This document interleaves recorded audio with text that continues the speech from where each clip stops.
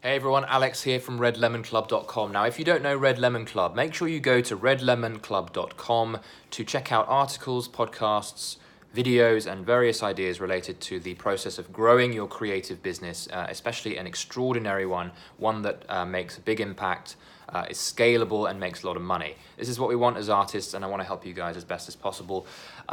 Make sure you sign up to the newsletter on redlemonclub.com. I give away plenty of free stuff and useful information that you won't find anywhere else, including a free ebook. So check it out now, redlemonclub.com. I've been away for a couple of days. Sorry to those of you who missed me. I was sick. I ate something dodgy. This is Thailand. It happens. Probably won't be of much interest to most, especially if you're watching this in 2026. But for today's topic, I wanted to jump into an idea related to productivity. So for the productivity-minded of you who are creative maniacs, this might be of interest. So for those of you who particularly do lots of different types of tasks in the day, and that's especially the case for me. So I spend the week doing articles and podcasts and videos, and I do Instagram drawings and all kinds of stuff, admin. It can get a bit hectic, especially when you're moving from one 30-minute to 1 hour chunk to the next, and it's an entirely different activity. It can be quite mentally draining because you're changing from one mental task to the other. So, for example, in the past, I would write an article, spend 40 minutes to an hour on an article task, and then move on to something like admin, and then move on to the gym, and then I'd move on to planning a video, and then doing a video.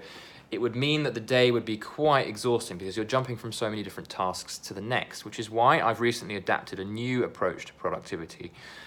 Still in keeping with what I always say is, just push yourself and be as productive as you can every day.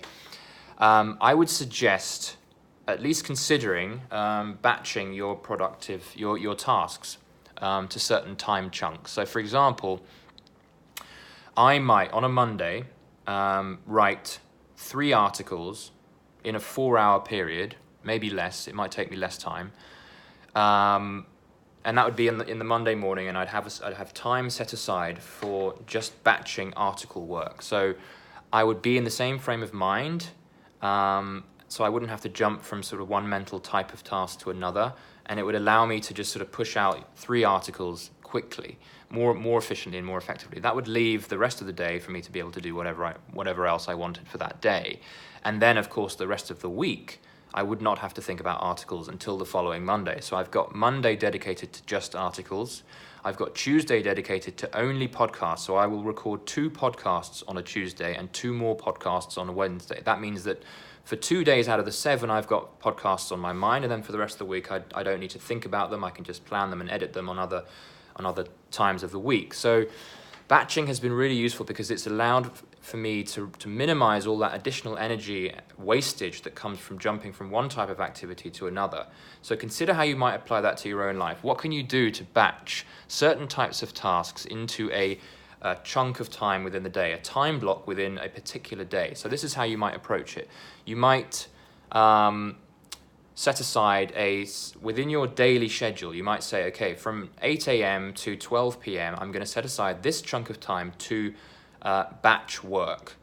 And then within your weekly schedule, you would specify what type of batch work would be done within that chunk. So this is obviously going to be better for you guys who aren't employed and haven't got a timetable set by someone else, your boss, but you might try and adapt it to your own setup.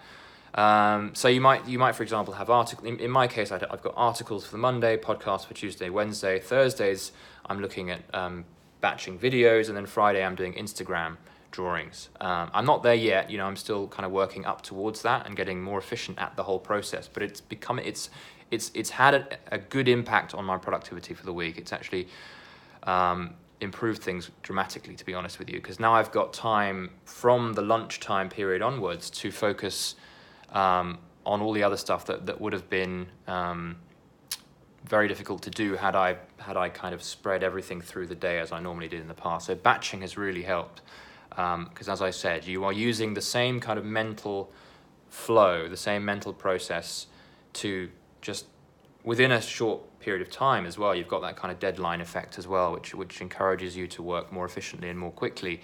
That's been really, really good for my productivity. So think about how you can batch certain types of activities within a certain time chunk each day, and then use your weekly schedule to specify what those batches are. You might batch, for example, marketing tasks. You might just batch, a certain number of people to reach out to and just bash them away one after the other. And then you won't have to think about that type of task for the rest of the week. And you might do that for other types of marketing-related content creation things like, Instagram images or videos or podcasts or articles or any other kind of content. But also think about how that might apply to any other aspect of the type of work that you do. It could be financial stuff, it could be administration, it can be photography, it can be whatever else. I mean, obviously it won't apply to things like eating, sleeping, and going out and doing exercise. But for certain types of tasks, really, really useful to think about how to batch. That's pretty much all I've got for this vid. Send me comments below. Shower me with adoration as usual. Share the love of Red Lemon Club far and wide. I want as many people as possible to pick up on the attitude and philosophy of Red Lemon Club. I am thinking big for Red Lemon Club. I want the Red Lemon Club brand to be in your face everywhere as much as possible. And, whether you like it or not. Okay, folks? The reason for that is because I really believe in what I'm chatting about. I really believe that more people can benefit from the ideas that are sprouting out of the red lemon tree, so to speak. So if you've got friends who are creative, or if you've got entrepreneurial, self-starting friends, make sure that they are aware of redlemonclub.com. You don't need to force it in their face, but just mention that it might be something that they would find interesting. Not everyone will, and not everyone would find it suitable for them, but let's get this philosophy in front of more, because I want to help as many creatives make the most of their skills and really reach out to their full potential. So Red Lemon Club, once again, I focus at the moment, it's kind of just me. I've got a sort of team brewing in the background, but for now it's mostly me doing the content, focused on building a extraordinary, standout creative business, whether you're a solopreneur or you're building a team, building that business as far as it can go, shooting for the stars in terms of being seen, making money, being a success, making an impact, and changing other people's lives.